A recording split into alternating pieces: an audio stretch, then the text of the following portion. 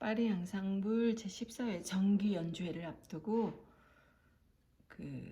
그날 음악회에 출연하는 연주하는 연주자들을 위해서 이 영상을 만들어요. 내가 당일날 렉처를 할 건데 연주자들은 당일날 연주 때문에 못 듣기 때문에 미리 공부를 하는 거예요. 이번 파리 앙상블 정기 연주회 주제는 빅토르 휴고를 사랑한 프랑스 작곡가들인데 그 중에서 비제, 포레, 리스트, 아네 4명의 작곡가의 작품을 살펴볼까 해요. 빅토르 휴고를 비제와 포레와 리스트와 아는 어떻게 이해하고 자기 가곡에 어떻게 표현하고 싶어 했는지 그거를 살펴볼 거예요. 빅토르 휴고는 우리가 레미제라블이라는 작품을 통해서 또 내지는 노틀담의 꼽추라는 작품을 통해서 아마 한 번쯤은 다 읽어봤던 그런 대문호라는 걸 알고 있을 거예요. 그 노트르담의 꼽추라든가 레미제라블을 사실 책으로 읽은 사람은 거의 없을 거예요. 왜냐하면 우리가 읽은 거는 축약본이거든요. 그거는 원래 원본은 1000페이지 가량 되는 아주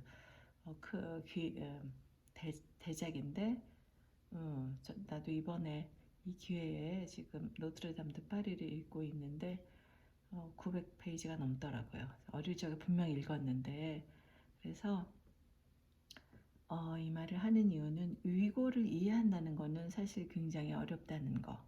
왜냐하면 위고는 작품도 많이 썼고 또 대작들도 많고 희곡, 소설, 시 그리고 또 정치가로서도 활동을 했는데 오늘 우리가 살필 사람 위고의 그 큰 인물 중에서 그 시에 해당하는 시인 위고 시인 위고를 우리가 조명해서 보려고 해요. 위고가 살았던 시대에는 위고는 1800 거의 2년에서 85년 6년 83세를 살았던 그런 장수한 인물이에요. 그러니까 그 1800년대를 다 두루 살은 사람이죠. 그런데 불행인지 다 행운인지 모르겠지만은 휴고는 그 프랑스의 격변의 시대를 살았던 사람이란 말이에요. 그래서 휴고가 한참 1803년생이니까 한참 활동할 20대 그때는 프랑스가 정말 격변의 시대였어요. 그래서 위고는 그 피로 봤을 때는 왕당파지만 정신적으로 봤을 때는 그 공화당파였기 때문에 나중에 그 정치적으로도 핍박을 받게 되죠. 그래서 위고의 그 작품들은 19년간의 유배 생활을 하면서 탄생했어요. 그러니까 위고가 그 고난의 시기에 쏟아낸 작품들이 진짜 주옥 같은 작품들이 바로 레미제라블이나 노트르담 드 파리 이런 작품들이에요. 특히 이 노트르담 드 파리 같은 경우는 1831년에 썼는데 그 작품이 너무 센세이션했기 때문에 그 당시에 노트르담이 너무 이제 망가지고 그래서 저거를 헐고 다시 짓자라는 의견들이 있었는데 위고가 이 작품을 쓰므로 해서 그걸 제대로 잘 복원하자라는 여론이 일었고 그래서 1841년에 그 복원을 시작해서 64년에 마치거든요. 그런데 지난번에 불났었잖아요. 그래가지고 이번에 2024년 올해 그 복원을 또 마친다 그래요. 그러니까 160년이 지난 노트르담 성당은 다시 한번 또 복원의 운명을 맞게 되는 거죠. 역사적으로는 그래요. 그래서 위고는 그 안에 이제 먼저 시적으로 시인 위고를 살펴보자면 위고는 낭만시의 그 최고봉이라는 그런 칭호를 받아요. 그거는 그 전에 이제 라마르틴이라는 시인이 낭만주의를 시작을 했는데 그거에 대한 최고 정점을 찍게 되는 사람이 위고예요. 그래서 오늘 우리가 살펴보는 시들은 다 위고의 시인데 그 두스메르, 달콤한 바다, 부드러운 바다, 이 바다 두 번째 노래는 그 라마르틴의 시로 된 노래예요. 아듀에 드 로테스 아갑하고 두스메르가 너무 대칭적이어서 그 프로그램에 넣었어요. 라마르틴의 시와 또 위고의 시가 또 어떻게 대조되는지 또 보는 것도 재밌을 것 같아요. 그래서 1800년대 위고가 살았던 초반에 그 위고가 살았던 그 시대는 그 뷰티 부르주아들이라는 새로운 계급이 대두가 되면서 1789년에 프랑스 대혁명을 일으킨 그 프랑스 사람들이 그 혁명을 성공시키지는 못했어요. 왜냐하면 다시 왕정이 왔기 때문에. 그런 거를 다시 공화정되고 또 다시 왕정 복구되고 이런 와중이 1800년 초반이에요. 그때 위고가 시인 위고가 느꼈던 거는 인간에 대한 사랑, 박의 정신, 그게 밑바닥부터 있었던 사람이에요. 그리고 자연을 사랑하고 또 그 신에 대한 또 존경 이런 것들이 있는데 또한 또 동양에 대한 동양 문화에 대한 어떤 노스탈지 같은 것도 갖고 있었던 그런 사람이에요. 시를 살펴보면서 그 세세한 부분은 설명을 할게요. 먼저 첫 번째 노래 비제 아듀에 델로테스 아갑.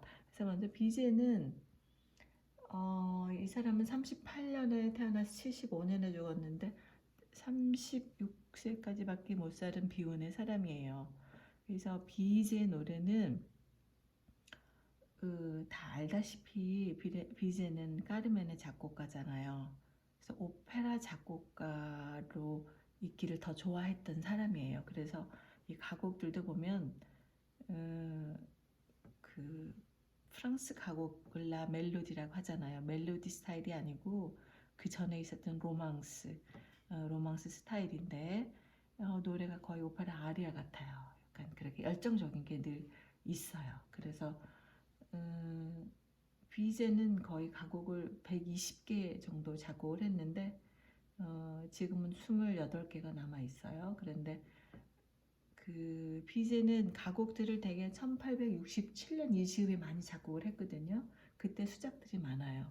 그래서 이번에 하는 연주들은 대개 1866년에서 68년 이때 작곡된 그런 곡들이 대부분이에요. 그래서 비제의 곡들은 거의 오페라 아리아 같은 느낌이 좀 들어요. 그래서 그거는 왜냐면 극적인 걸 좋아했기 때문에 똑같은 시라도 예를 들면 기타르 네 번째 노래 기타르라는 노래는 내가 빨간 걸로 표시를 했는데 기타르하고 비제 기타르하고 리스트의 꼬머디지들은 같은 시예요. 그런데 비제하고 리스트는 완전히 다른 음악을 만들어내거든요.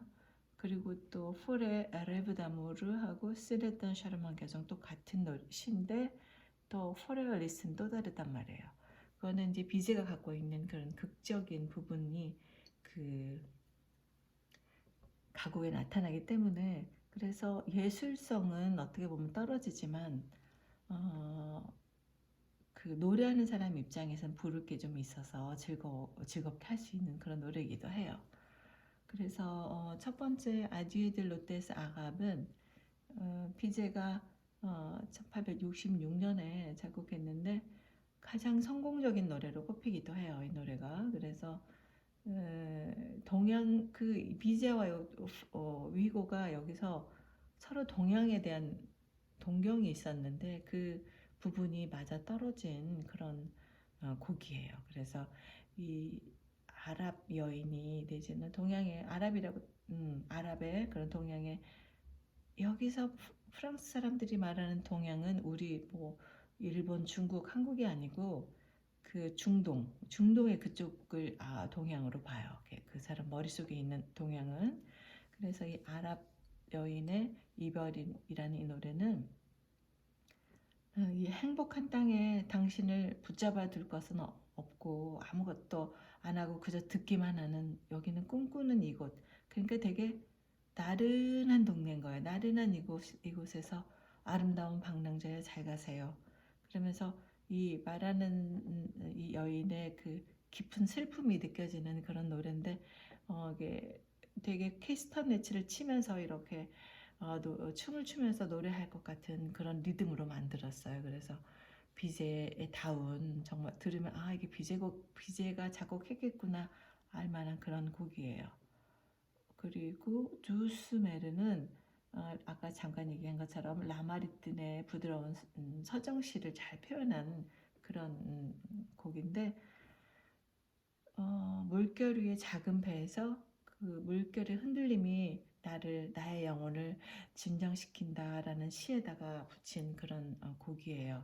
그래서 이 아듀에 델 로테스 하고 조스메르를 비제는 빅토리고와 라마르텐의 그 대칭되는 느낌을 너무 잘 캐치해서 작곡을 했다고 생각해요. 그래서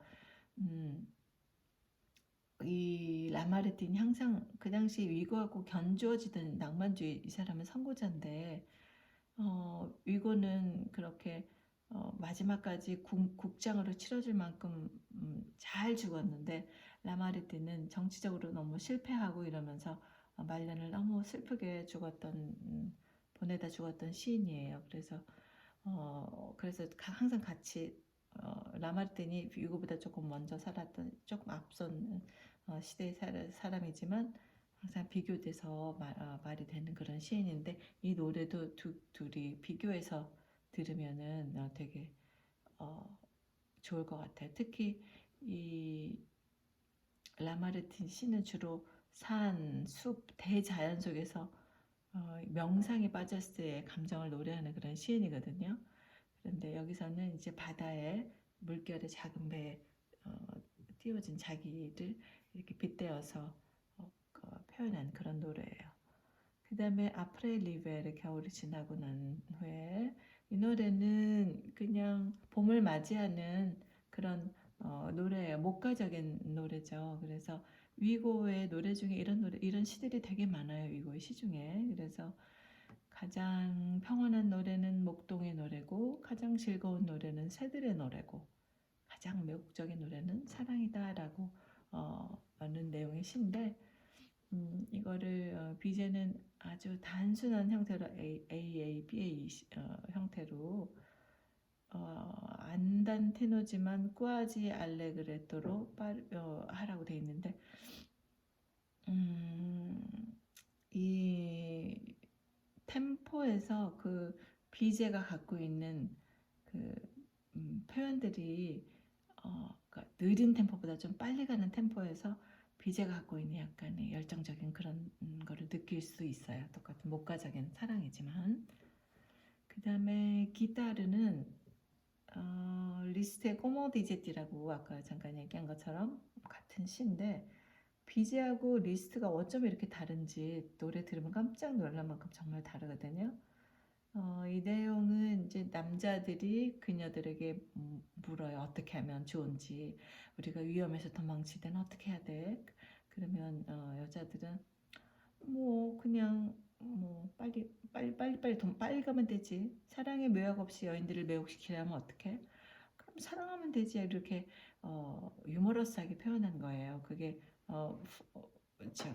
빅토리고가 갖고 있는 유머러스한 면들이 되게 많은데 그 중에 지금 그 부분인데 이거를 비제는 아주 열정적으로 이거를 표현을 했어요. 리스트는 이거를 오히려 고요하고 우아하게 선율적으로 만들거든요. 이게 비제와 리스트의 어떻게 보면 단면을 볼 수 있는 그런 곡이에요. 그래서 이 꼬마 디제들을 비제는 막 급하게 막 트랄라 이렇게 해가지고 그렇게 표현한 거에 비해서 리스트는 뭐 라메 이렇게 해서 아주 뭐 처음은 되지 노를 처음은 되지 이렇게 둘이 정말 대조되는 그런 노래라서 감상할 때 또 부를 때 비교해서 둘 다 같이 같은 스테이지 올려서 이렇게 보는 건 되게 재밌는 일인 것 같아요. 그래서 기타의 내용은 그런 거예요. 그렇게 단순한 내용인데 이거는 위고가 갖고 있는 그런 유머러스한 면을 비제랑 리스트가 캐치해서 쓴 노래예요. 그 다음에 라콕시넬르는 정말 너무 재밌는데 이번에 준비하면서 알게 된 노래인데 무당벌레라는 노래예요. 이거는 그 위고가 갖고 있는 그런 연극적인 스타일을 잘 표현한 그리고 유머러스와 그 해악과 풍자가 들어있는 그런 곡인데 내용은 이제 소녀와 눈치 없는 16세 소년이 이제 벌이는 일이에요. 나무 밑에 소녀가 하얀 목을 쭉 뻗고 앉아 있는 그런 소녀가 그 소년에게 저기 다가오고 있는 소년에게 내 목에 뭐가 있는 것 같아. 뭐야 이렇게 얘기하면서 이 노래는 시작이 되는 거예요. 그러면 이 눈치 없는 소년이 그녀 가까이 목 조그만 무당벌레는 5에서 7mm라고 해요. 그렇게 조그만 무당벌레를 죽이기 위해서 고개를 그녀의 목 가까이 다가갔을 때 그때 내가 그녀 입술에 뽀뽀를 했어야 되는데 무당벌레를 죽이고 만 거에 대한 후회 그리고 그 이제 뒤에 붙은 게 그렇게 해서 어이없게 죽게 된 무당벌레 홀령이 이 소년에게 야 이놈아 그럴 일이 아니지 네가 지금 나를 죽일 일이 내 이름이 뭔지 알아? 그 무당벌레 이름이 그 선하신 주님의 벌레라는 그런 별칭이 있어요. 그 별칭을 따가지고 내가 그렇게 선한 벌레인데 나는 해충이 아니고 익충인데 나를 죽이면 어떡하냐 이 바보야 뽀뽀를 했어야지 이렇게 말하는 뒤에 후렴구처럼 나오는 부분이 있어요. 그래서 이 노래는 되게 연극적으로 재미나게 할 수 있는 그런 노래예요. 그 다음에 La chanson du fou 이 노래는 직역하면 광인의 노래인데 이걸 직역을 이렇게 하니까 내가 너무 불편한 거예요. 내용이 되게 환상적인 분위기의 시인데 왜 제목이 이럴까 그래서 여러 개 문헌을 찾아보니 이게 원래 희곡 크로멜 중에서 발췌된 그런 시고 그래서 제목이 맨 서두에 나온 오 솔레이 쿠션 그 석양에서 라는 제목으로도 많이 쓰인다는 걸 알게 됐어요. 그래서 뭐 미친 사람의 노래라는 이런 것보다는 석양에서라고 이해하는 게 이 시를 이해하는데 더 좋을 것 같아요. 그래서 내용은 해가 지면 모든 것이 보이지 않으니 조심들 하시오.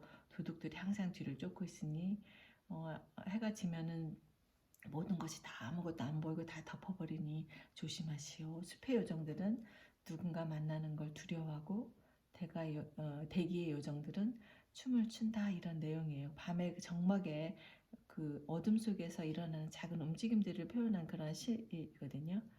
그러니까 석양에서라고 그렇게 이해하면 이 노래와 이 시를 이해하는 데 도움이 될 것 같아요.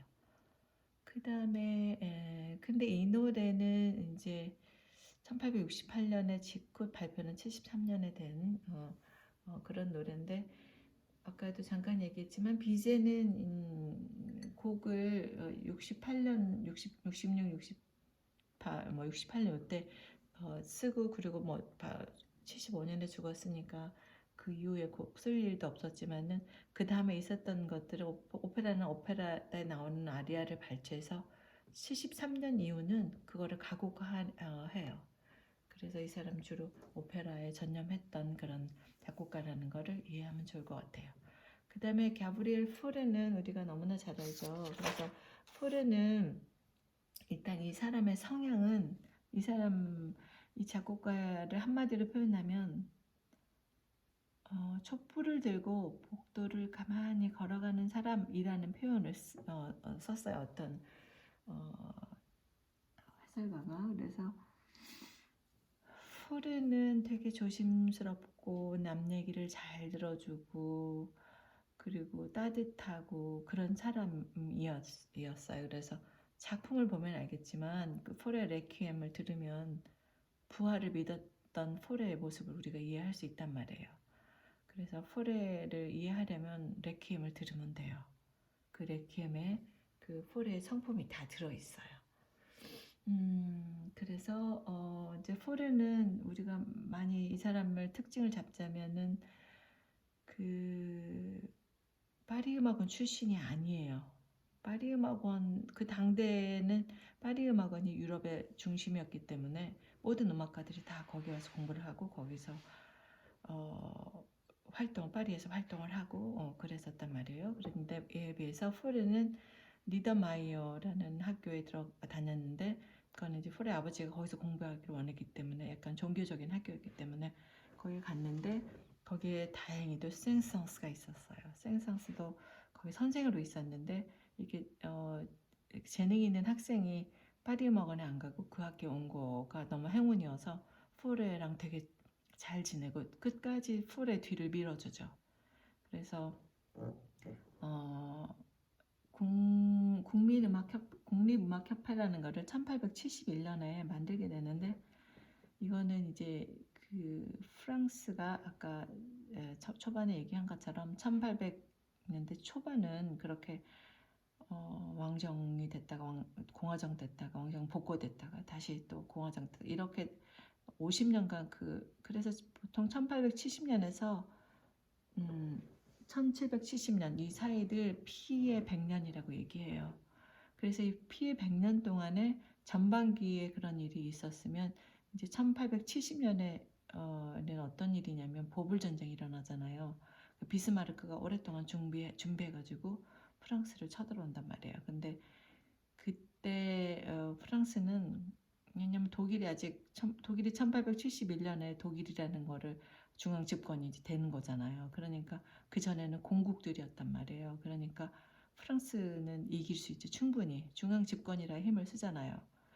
그래서 걔네들이 쳐들어왔을 때 프랑스는 자기네 지도가 없었대요. 왜냐면 가서 이길 그 나라 지도만 있지 자기네 준비가 전혀 안 돼 있었던 거예요. 그래서 1년 만에 결국 항복을 하게 되고 그게 1870년에 보불전쟁이거든요.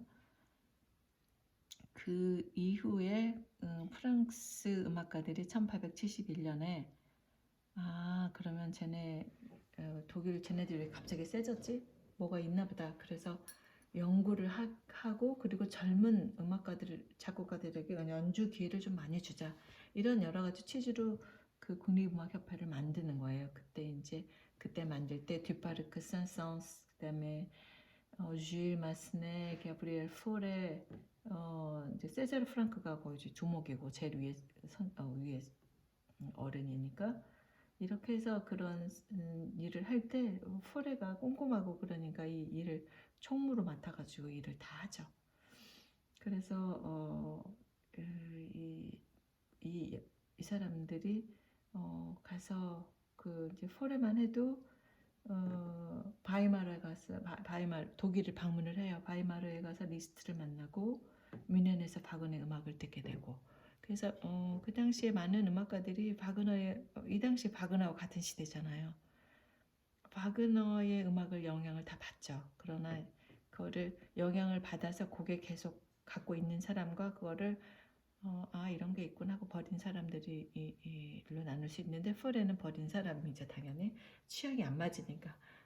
그래서 어쨌거나 이 국립음악협회에서 많은 일을 하면서 포레가 음악계 중심으로 오게 되는 거예요. 그래서 나중에 파리 음악원의 교수로 또 그다음에 교장으로 활동을 하게 되죠.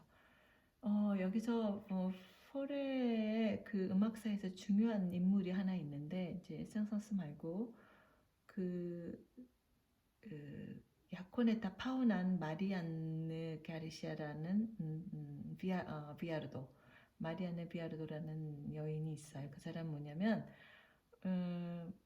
당시에 그 이제 아마추어 성악가였는데 그 마리안느 비아르도는 그 패밀리가 그 당대 유럽에서 최고의 성악가 집안이에요.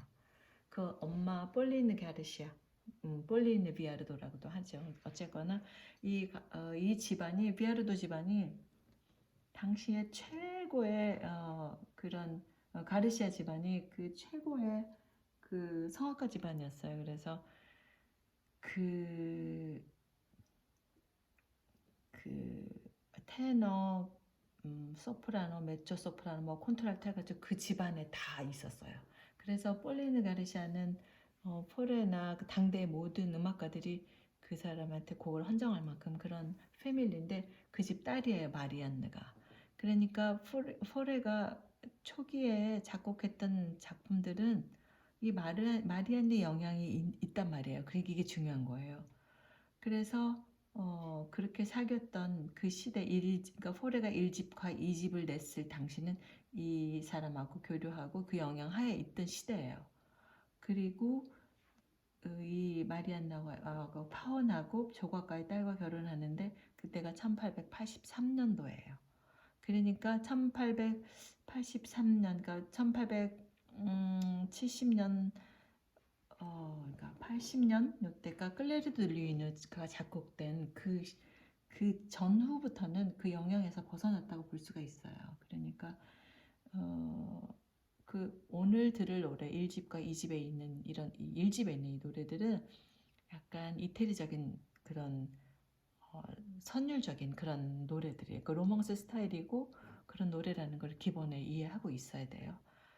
포레에 대해서는 나중에 언제 한번 전체에 대해서 다 공부를 해야 돼요. 너무나 중요하기 때문에. 그래서 포레 가곡은 100곡 정도 되는데 1집, 2집, 3집 20곡씩 있고 그리고 연가곡이 5개가 있어요. 연가곡을 작곡했을 당시에 라보누 샹송은 1870년에 작곡했어. 해서 좋은 노래라는 폴 베를렌의 시로 된 연가곡인데 이때는 아직 귀가 괜찮았던 때인데 나중에 1900년대에 작곡한 그런 연가곡들은 포레가 메니에르 병을 앓면서 고음을 잘 못 들었어요. 그래서 이 노래들은 되게 중음으로 작곡된 그런 노래들이라는 것도 중요한 사실이에요. 자, 오늘 할 그 위고와 포레는 어떻게 결합을 했냐? 그 랍성,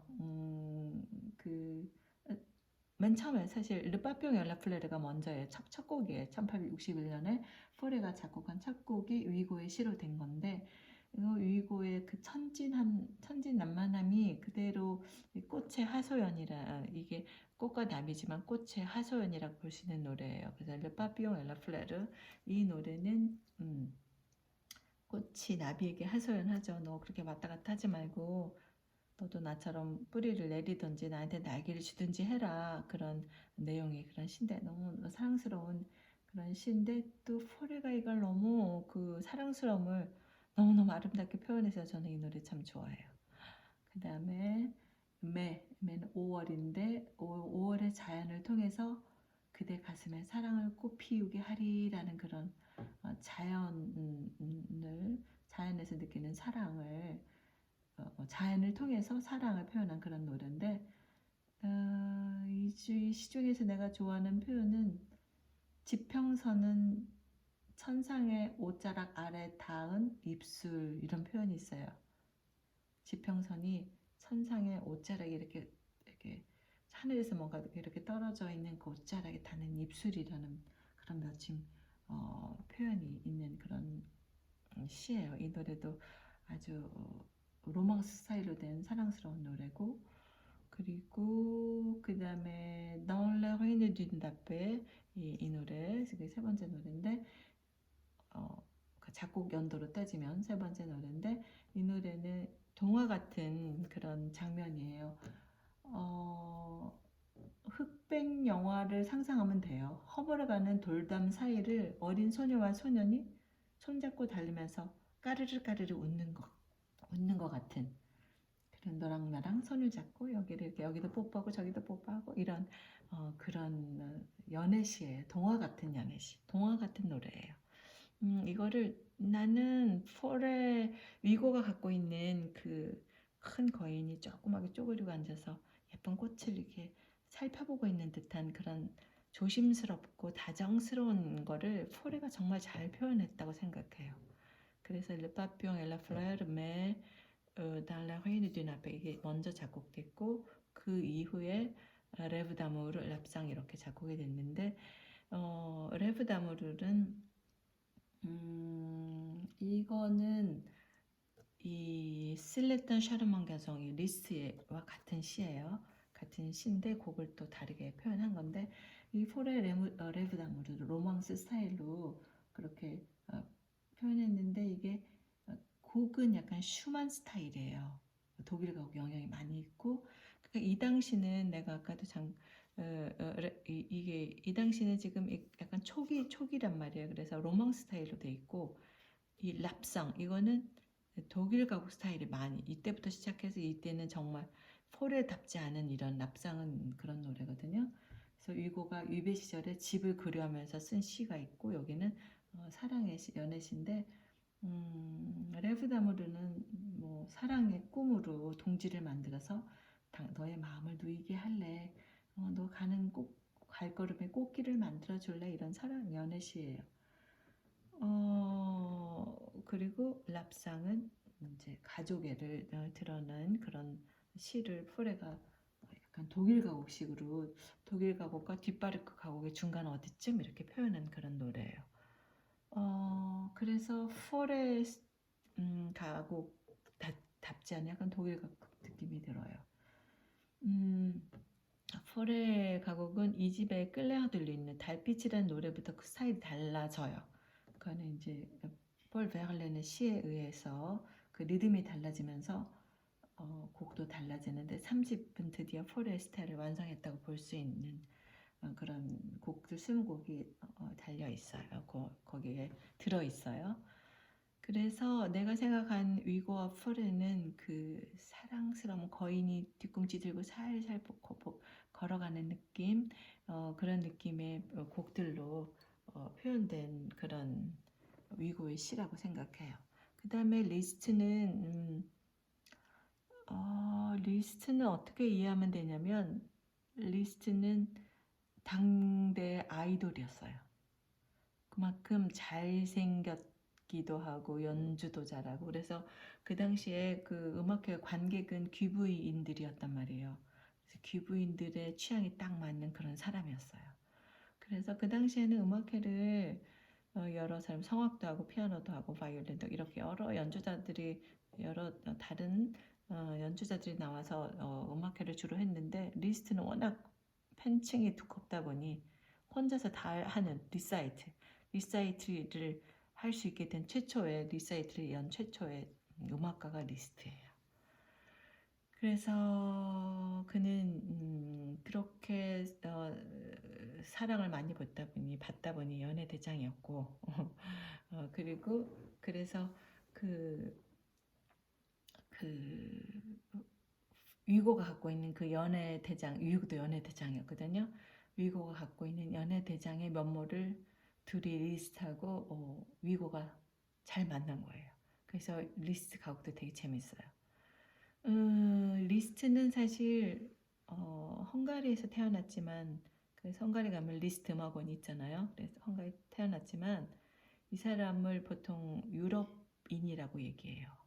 그러니까 독일 사람도 아니고 이탈리 사람도 아니고 헝가리 사람도 아니고 프랑스 사람도 아니고 물론 공부는 파리 음악원에서 공부를 했지만 어릴 적에는 체르니, 살리에리 이렇게 당대 최고 음악가들한테 교육을 받았지만 파리 음악원에서 공부를 하죠.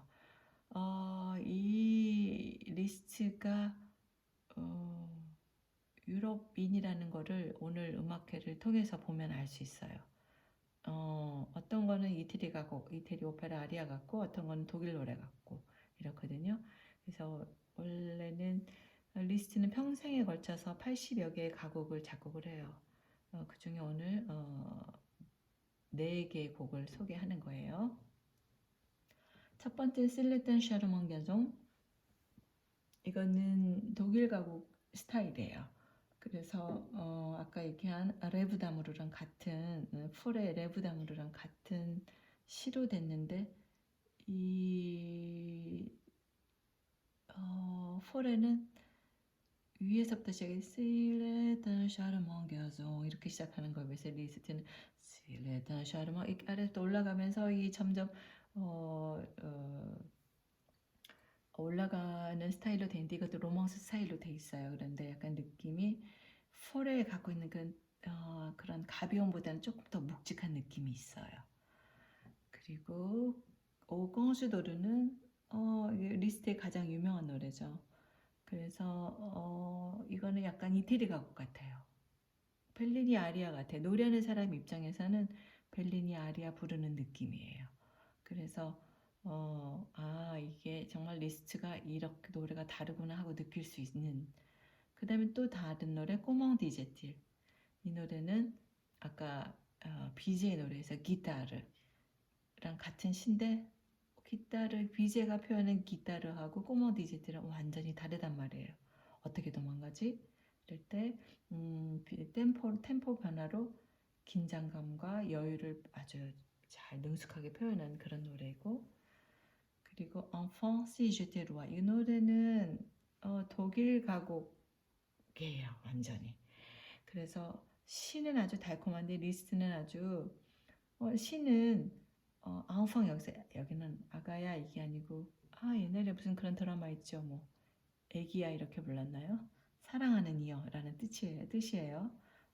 그래서 뭐 mon enfant, ma sœur 이렇게 하는 노래도 있잖아요. 그 보들레르시죠. 그 mon enfant 나의 아가야, ma sœur 나의 누이여 이거는 나의 사랑하는 사람에 대한 애칭이란 말이에요. 그래서 아가야는 그런 뜻이고 네 눈길로 네 입맞춤을 위해서 내가 왕이라면 정말 내가 신이라면 뭐든 할 거야 이렇게 그런 달달한 아주 고백하는 그런 연애시인데 리스는 이거를 아주 그냥 스케일 큰 독일 가곡의 스타일로 작곡을 했어요. 그 다음에 레날도 아안에 대해서 잠깐 이제 아안의 노래는 두 곡밖에 안 되지만 아안은 보통 얘를 이 이름을 레날도 안 이렇게 하는 레날도 한 이름이 안이라고 불러야지 한이라 불러야지 이렇게 말이 많은데 아버지가 독일계 유태계 독일인이었으니까 유태계 독일인인데 베네수엘라에서 살았거든요. 그러니까 한이라고 불러도 무방하기는 해요. 근데 프랑스에서 주로 살았고 활동했으니까 레날도 안이라고 저희가 부르는 거예요. 안은 곡을 125개나 작곡했을 만큼 되게 많이 작곡을 했어요. 그런데 이 사람은 동성애자였어요. 옛날 이 시대는 양성애자들이 많았는데 양성애자였어요. 그래서 잃어버린 시간을 찾아서의 프루스트하고 사귀었거든요. 그래서 이 사람은 정말 당대 최고의 컬처럴 퍼슨이에요.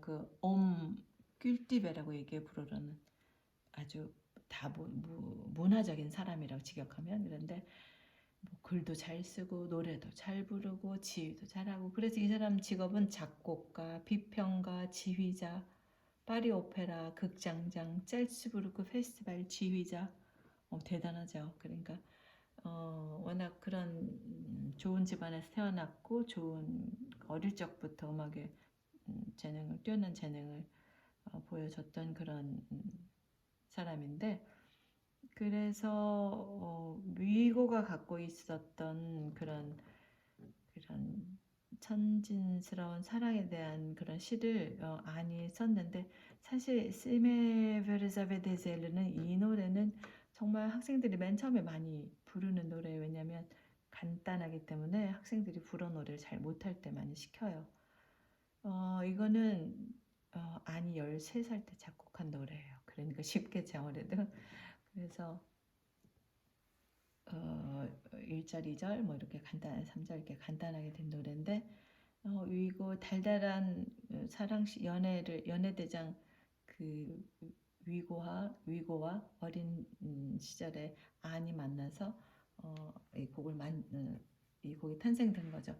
안은 시대가 벨 에포크 프랑스에서 1870년까지 피해 시대라고 하면 그 이유는 아름다운 황금 시대라고 1914년까지를 1차 대전 일어나기 전까지를 황금 시대라고 보는데 그 시대 사람이에요. 그래서 레블이 두 번째 몽상 그거는 물결 출렁이 듯한 반주에 나는 너에게 기대어 내가 가진 가장 좋은 시간을 주네. 내 모든 날들의 열정과 슬픔, 내 노래로 된 모든 은총을 받아주어라는 그런 열렬한 사랑시인데 그거를 아니 이렇게 물결 출렁이 듯한 반주로 작곡을 했어요. 아는 전체적으로 노래들이 다 무게감을 실지 않고 물 흐르는 듯한 선율을 갖고 있어요. 그래서 음역대가 넓지 않아요. 그러니까 노래하는 사람 입장에서는 앉아서 피아노 치면서 불러도 좋은 그런 부드러운 선율을 갖고 있는 게 특징이에요. 그래서 지금 비제, 포레, 리스트 안 4명의 작곡가가 이해한 위고의 시를 또 음악을 살펴봤어요. 그래서 이번 연주에 이 다양한 연주자들을 통해서 이 담기도 하고 또 다르기도 한 이런 것들을 잘 표현해내는 그런 좋은 음악회가 됐으면 좋겠어요.